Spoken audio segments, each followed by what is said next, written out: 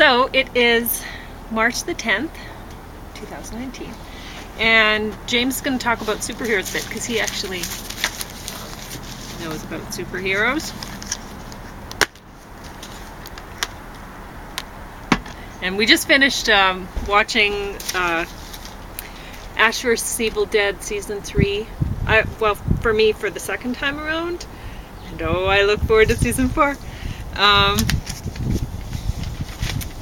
Anyway, I will start talking about this. And I have pages of notes because I would like to actually analyze the show later on.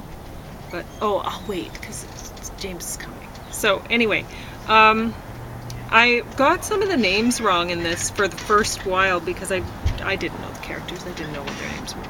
But anyway, this is based on Marvel Comics, which James will tell you which comics he liked the most, but I think he liked Marvel quite a lot. And Legion is the story of David. He's a schizophrenic man, which was then told, not schizophrenic, happened to have a mutant superpower. So anyway, so he's the big hero of the story. And would you like to talk about superheroes, please, James? What do you mean? Well, Marvel superheroes or something, because I'm going to be talking about Legion. Well, it looks as though it's Chris Claremont and Bill Sienkiewicz who created it. Sienkiewicz would be the artist. Never my favorite artist. Claremont kind of, I think, helped revive the X-Men in the 70s and 80s. So he's a writer.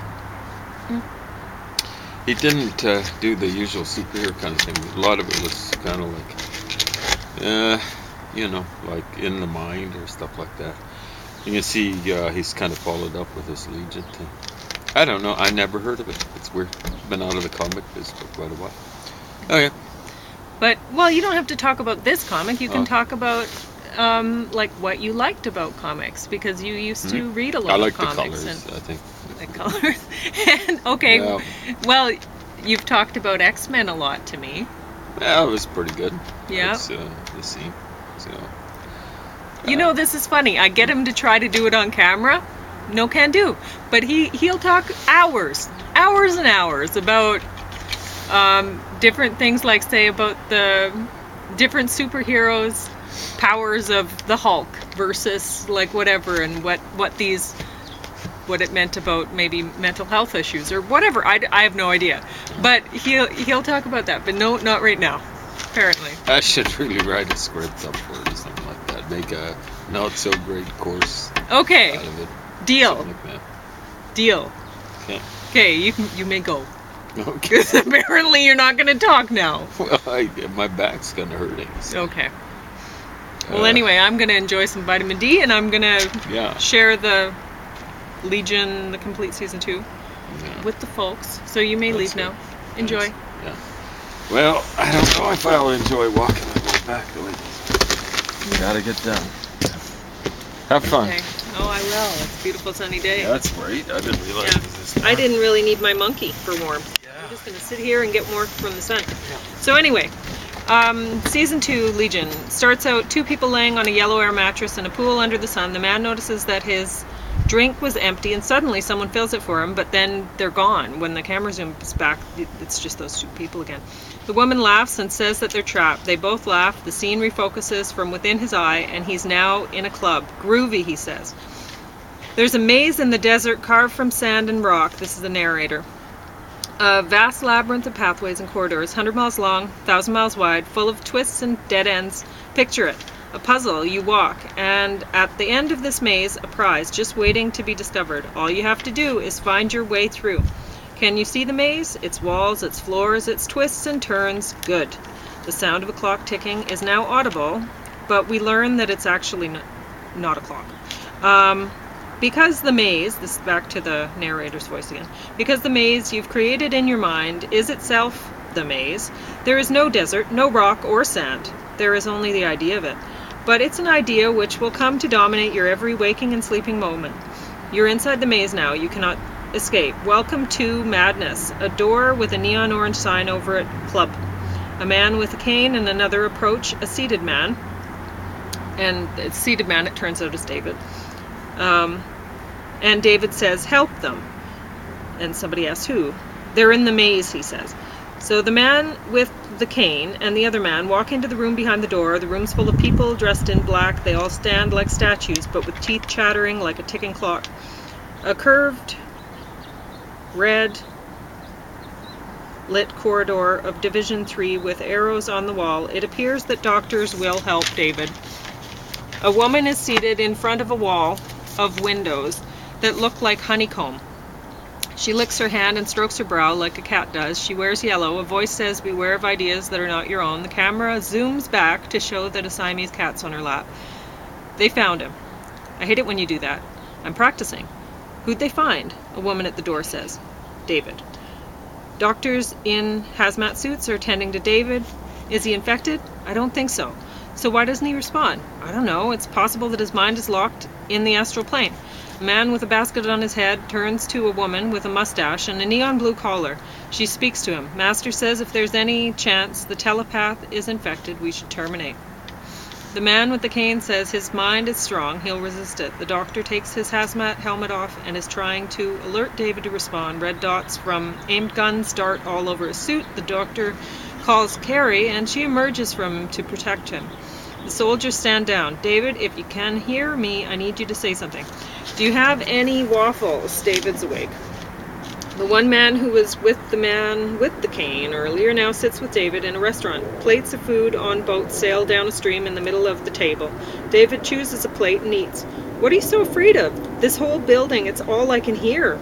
Where are we, by the way? What happened to Summerland? This Division 3, headquarters. Admiral Fukuyama, basket head, boss was discussed. Division 1 is Global Command, Communication. Division 2 is Science, Genetics, Technology. Division 3 is the tip of the spear. We do the day-to-day boots-on-the-ground engagement. Mutants now deemed mostly harmless, so Division joined with them to fight real enemies. Shadow King has been priority 1 since you left. You mean since yesterday? What's the last thing you remember? Oh, I heard Veruca, but it's not. It's something else. I should just... Farouk. It's Farouk. So, Farouk escaped in Oliver's body. Sid and I were on the balcony and I could sense him heading south, and then there was an orb and it zapped me with a ray. Are they children? He refers to the soldiers. Under a certain age, they can't be infected. No memories after leaving Summerland. I remember trees, I guess, being on a roof downtown and dancing. We'll talk later. Are you the magic man? Asked the blonde woman behind him, the former cat. Huh, you look the same. You look great. You left. I didn't mean to. I was taken. We thought you were dead. How long? About a year, 362 days. I found a gray hair. I like cherry pie now. Can I kiss you? You'd better. They go to a white room wearing white and make love. Farouk is driving, right side of the vehicle, and from the front of the car he's alone, but as the camera moves to the side of the car, his female companion sits in the passenger seat. He's looking for something. We've come close to finding him a few times, but became distracted. There's this thing, the catalyst. We thought it was a weapon at first, some kind of biological agent. Normal people would freeze like statues, except for the creepy thing they do with their teeth. Then we realized every time it happened, Oliver was there. We think he's infecting people somehow. It's not a physical virus. Carrie thinks it's psychological. Irritability, obsessive thoughts, repetitive sounds. That's, Sid is having a conversation with an older woman now who says to her, the world is not going to save itself. And off they go, a day, a month, a year, forever. Admiral Fukuyama asked if you're ready to get back to work. It's how they control us. Our absences distract us from our lives, the things that matter.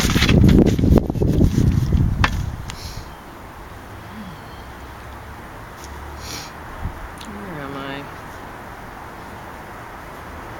Of course, it's never their fault, our men. We should have a feeling about it. What choice do they have? Destiny calls. What kind of bitches would we be if we stand in their way? You know what the saddest words in the English language are in the English language? Vacant lot. I don't know why. After they come back, things are never the same. She breathes in smoke that comes from the trunk of an umbrella ornament and then lies there in a stoned haze. A man with wheels pulls himself through the rooms with canes. Narrator. And now we must speak of Xuan Zhu, who fell asleep one day and dreamed he was a butterfly. For hours he fluttered in the warm winter sun until he remembered he was Xuan Zhu. Suddenly he woke. He was Xuanzu again, but in that he didn't know if he was Xuanzu, who thought he was Butterfly, or Butterfly, who was dreaming he was Xuanzu. A delusion starts just like any other idea. As an egg, identical on the outside, perfectly formed, from the shell you never know anything was wrong. It's what's inside that matters. A chick hatches. Albert had an idea. One day while walking, he stumbled for a moment. Seemed that his right leg didn't belong to him. This is how it begins. The leg clearly Albert's. It was attached to his body, and when he pricked it, he felt pain. But despite that, the idea grew. Such is the power of an idea. With every day that passed, Albert became more and more certain that this was not his leg. He decided he didn't want it anymore. One day he went to the hardware store. You see, an idea alone isn't enough. We have ideas all the time, random thoughts and theories. Most die before they can grow. For a delusion to thrive, other, more rational ideas must be rejected, destroyed. Only then can the delusion blossom to full-blown psychosis. A voice in the background says, beware of ideas that are not your own. The man with cane talks with David in the diner. I have no idea what he looks like. I put Hamal through, and I don't know if that's what was said there. Anyway, there isn't much. Sketches, rumors, a few Egyptian poems. Sometime in the early 1800s he came to be. He's a mutation, just like you.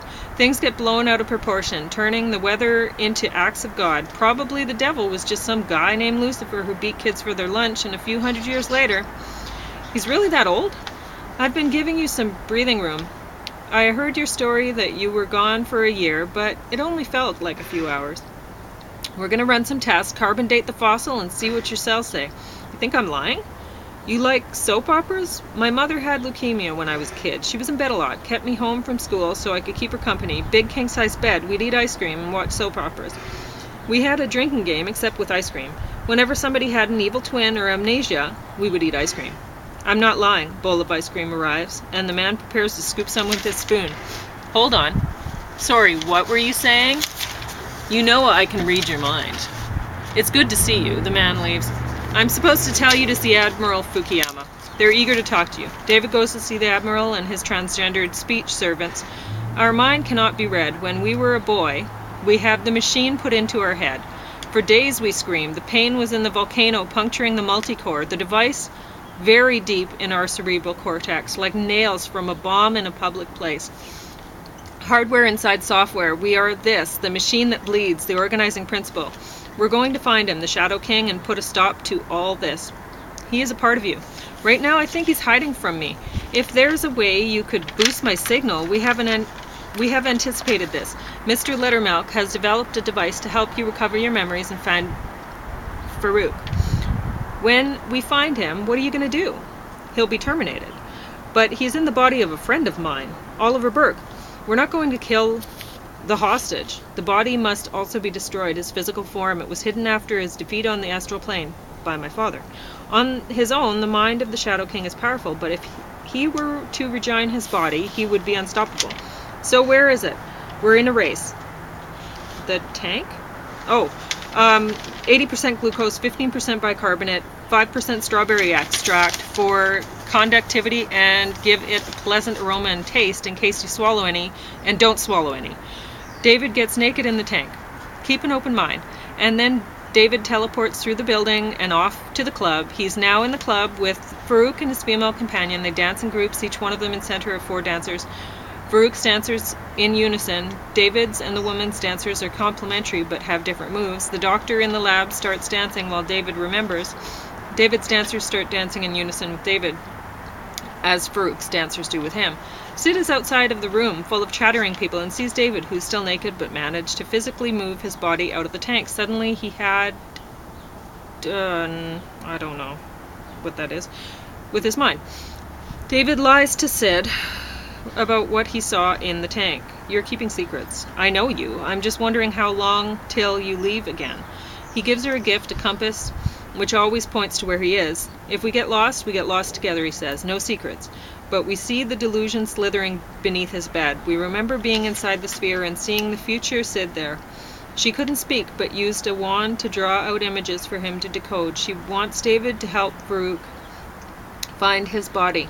In the club again. One pill makes you larger, one pill makes you small. The ones that Mama gave you don't do anything at all. Go ask Alice when she's 10 feet tall. She's 10 feet tall, 10 feet, 10, 1, 1, 1, 1, 10, 1, 10, 1, 10, 1. The music plays in the background of the club. Then he remembers being in a gold room with Farouk's companion. Farouk's companion licks a large rainbow lollipop. They ride in a carousel. She reminds David of a memory of being stoned together in the past and how he'd asked her why it was always blue. She says, but you remember it, right? Fake, real, what does it matter? You remember it, so it happened. Are you at all? Lenny from the hospital, the cornflake girl who couldn't stand the word nipples? Or is this just a mask? Farouk says, does it matter? Bodies and minds? Nobody has ever asked a tumor its opinion or asparagus how it feels. My associate is who she needs to be at this moment. Look, all I know is she said to help you, Sid, and I trust her, so I will. I'm going to help you find your body. You're going to give me back my friends. Let me be ultra clear, nobody gets hurt. Farouk sits with himself in a field. He agreed we go tonight. Don't worry, we'll find it. He strokes the crystal ball. David rides in a van with the Vermilion, they're called. Transsexuals. Sid and the black man. They made me nervous at first, but now I find them soothing. How many of them are there? No one knows. Sid approaches a music box where a magnetic ballerina spins to Would You Like to Swing on a Star? Farouk and his companion are singing the song as they kill guards at Division 3. The doctor is talking to his inner female companion. I can't shake the feeling that I constructed this orb. Then he hears Farouk singing. Farouk visits the older woman first, that's Melanie, but she's stoned and unconscious. Then he sees the room full of chattering people. Finally, he sees the doctor clinking a spoon inside a white cup with a black cat on it. Carrie tries to communicate with Oliver. Can you hear me in there? Farouk replies, can you hear me in there? Which obviously caused the doctor pain and made him drop his cup to hold his head. The doctor's companion emerges to defend him. Carrie, I'm scared. The doctor is pulled through the floor and Farouk's companion flicks the spoon and makes everything vibrate. Carrie wasn't nearly as strong as Farouk. When the doctor and his female companion try to move into the same body, it doesn't work out so well. They're broken. Older woman, Melanie. Is he here at Division 3, the monk of the Miko Order? She tells the Admiral what Farouk was looking for. Many years ago, the Miko monks were wiped out by Miser Sunday. When Farouk was defeated, his mind was separated from his body, and his body was hidden away with the monks.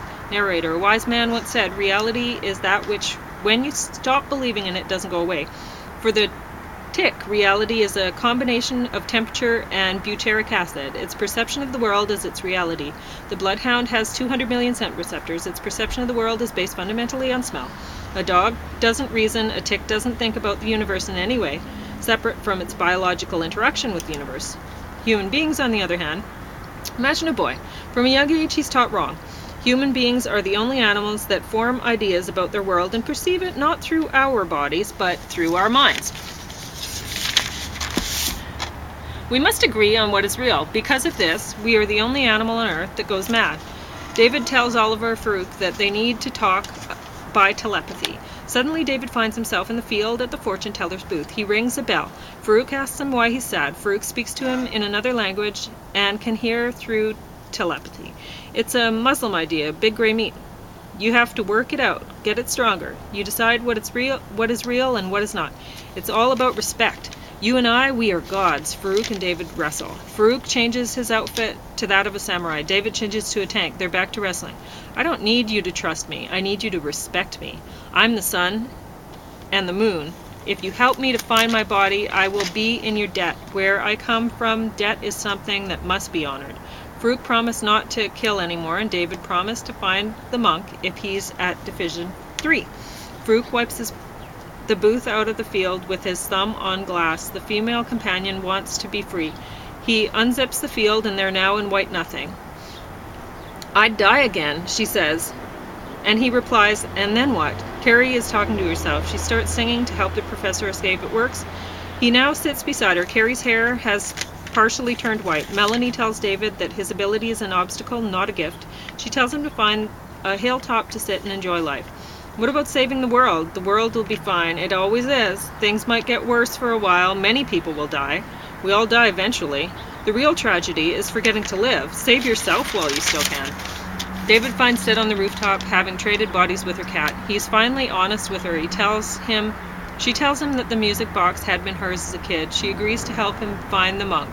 He's hiding in the room full of chatterers. Narrator: you've heard of the placebo effect, but are you aware of the nocebo effect, in which the human body has a negative physical reaction to a suggested harm? Your mind has the power to create its own physical reality. When we yawn, when we see others yawn, throughout history, there have been incidents: the dancing plague of 1815, the Tanganyika laughter epidemic, the Hindu milk miracle. Some believe they're a response to stress. Psychologists call it a conversion disorder, in that the body converts a mental stress to a set of physical symptoms. In this case, a tic or spasm. Like any disorder, it can be contagious. This kind of collective behavior is not limited to humans. What we know is that in certain communities, under specific circumstances, an involuntary symptom developed by one person can become viral and spread from person to person until the entire community is infected. And so my question to you is, if the idea of the illness can become illness, what else about our reality is actually disorder? Scene of Farouk being put into a coffin that looks like an egg. Body brought to monks. Egg is lowered below floor of their holy place and hidden. The monks hear thumping below the floor. Delusion slithers into the ear of the black man. Reminder: a loss of meaning is not normal, says the intercom voice. Reminder: avoid thoughts with double meaning. Child soldiers appear to all be female. Moving this now, I guess. David telepathically travels to the pool and talks with Farouk's female companion. Turns out her name's Lenny. He calls for Farouk. The woman says she's like a pet or a houseplant. She pulled out all her hair, but it came back. Please put me out of my misery. David starts talking to Farouk. You fed off me as a baby, and now you want me to feel sorry for you? Is it such a terrible thing to feel sorry for your enemy? His companion shoots herself, and bubbles come out of her head instead of blood. Be careful with the monk. He's contagious. They think it's me, but it's him. David emerges from the sensory deprivation tank, and no one is there. It's dark. He uses a flashlight to find his way around. He turns on the lights. There's a cow standing in the corridor for a moment. David tries to telepathically reach Sid and Melanie, but he can't find them. The scientists and David look for them. David telepathically connects with the black man who's trapped in the maze. It's a beautiful place. They find him in there, but he's really isn't mentally reachable. He's living only in one moment without past or future. They manage to wake him. They see the cow again. They find Melanie and pack her chattering body into the lab. Her maze is black nothing. You are in a cave. Ahead of you is a door. You see another door on the floor. There's a ladder leading down. You climb down, but the ladder ends in darkness. You're in the maze. Just keep moving or the Minotaur will get you. You reach a fork in the maze. The Minotaur was the guy with wheels pulling himself along with the arm canes. Dead end. They found her and freed her. They split up to find Sid. David's shot and dragged away. The monk approaches him. David sees himself as one of the monks. Farouk thumps the eggshell. The monks are going insane. Some hang themselves. Soon only David remains, and the others chatter teeth. David was seeing through the eyes of the monk at his memories. The scientist finds Carrie chattering, apologizes and disappears. The admiral and his transgender people are now controlled by the monk. The monk wants the weapon. Melanie says that David can destroy the body. The monk starts to tell them that David can't be trusted. David telepathically communicates with the monk so others cannot hear. The people don't matter, only the body matters. They matter to me. They're my people. But you help them, the king, and he will kill all of them. I've seen your mind, and as you have mine. I won't let anything bad happen. It already has. Sid's maze is a snowstorm, and then eventually watching a couple kissing in a room. Sid can't touch anyone without trading places with them. Sid was a cutter in her teens. David's having a tough time trying to figure out Sid's maze. They're still asleep but awake, as everyone has woke now that the monk has been found dead on the sidewalk outside. Sid says that love is a hot bath. Farouk has freed his companion. She's with the man with Cain. Her name is Lenny. The man with Cain suspects Lenny is actually the Shadow King. Lenny desperately wants to talk to David. The end of the world is coming, Daddy. We don't have a lot of time. Farouk asks, what is the universe without the sunrise? There was an electric device inside Farouk's egg-shaped coffin. The writing on the wall of Lenny's prison cell is upside down. The black man says there's only past and future. There's no present. The black man tries to read Lenny's mind, but something is wrong. He sees the delusion slithering into his sleeping ear and the face inside the glowing basket head of the Admiral. Narrator. Have you ever seen a shape in a cloud or a face in a knot of wood? Every few months Jesus appears to an unsuspecting in a piece of toast, or does he? Human beings are pattern-seeking animals. For thousands of years, our survival depended on being able to spot patterns in nature, to find predators hiding in the wild. And so now, centuries later, we're still looking, still searching every cloud for faces as if our lives depended on it. So strong is our belief that a pattern must exist, that the human mind will reject the pieces that don't fit. So where the pessimist sees danger hiding behind every back, the optimist sees friendship, which is why when we encounter coincidence, we often see conspiracy. Oliver Farouk says the electrons that made up this car were part of a star once, a star that exploded billions of years ago, killing any and all life that may have existed on hundreds of planets. Or did it?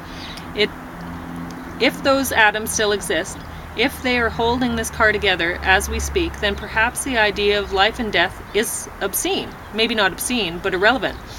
Farouk says the morality is not a problem. You and I are like the lion. The lion doesn't ask about the morality about killing the deer. Since he sees them as superior to humans, killing them, humans, is not an issue.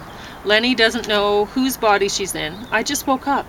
A woman is arranging sunflowers and is laughing about a dream she had where she had a mustache and said, "We are the machine that bleeds," the organizing principle. Her husband, maybe, says, "Have you ever had a feeling that something hasn't happened yet? Dread." Where are the guards? She asked. The breeze is blowing the curtains inward through the open window. Her husband went to answer the door and turned to ashes. Farouk's now in the room with her, or is it Oliver now?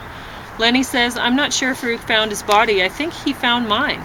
Oliver's using an electronic device on the woman to find the sculpture. It sounds painful. The woman became Lenny. David must have seen it, since he is now desperate to get out of the room. A scene with many versions of David. A scene follows the one packing in the coffee to a board meeting. His psychic abilities help the woman in charge. Now David's an employee of a loading dock, stacking boxes of Sunshine Dairy. A brunette reminds him, which turns out to be his sister, to take his afternoon pill. Then another David explains that every me makes a decision. There are more possible me's, and each one actually exists. A mouse sings Roxy music to a David who works at a desk. Now we follow the homeless David. Some jerks beat him until he explodes into a bright light which makes the abusers vanish but leaves David unharmed. Now we see a wealthy David with his wife. How is this possible? He was the coffee boy who'd worked for me. I know what is in the heart of every man, woman, and child on this earth. A young woman asks why he keeps his wife around. She resents me. I like it. We see that David can be a very dangerous person. The police can't take down homeless David, but Carrie cuts him in half. The milk stock person's hallucinating. The police ask him for ID. Sister tries to calm him, but the police throw her to the ground. This causes David to kill everyone nearby to protect her and himself. Farouk says, "We decide what is freedom, what is not." Narrator. Moral panic is defined as public anxiety or alarm in response to a perceived threat to moral standards of society. The road to moral panic has several stops. The first is this concern, limited at first, spreads from person to person, amplified by cultural forces until rational concern becomes irrational. People come to believe something terrible is happening that they can't see, that they can't control. It has come for others. It will come for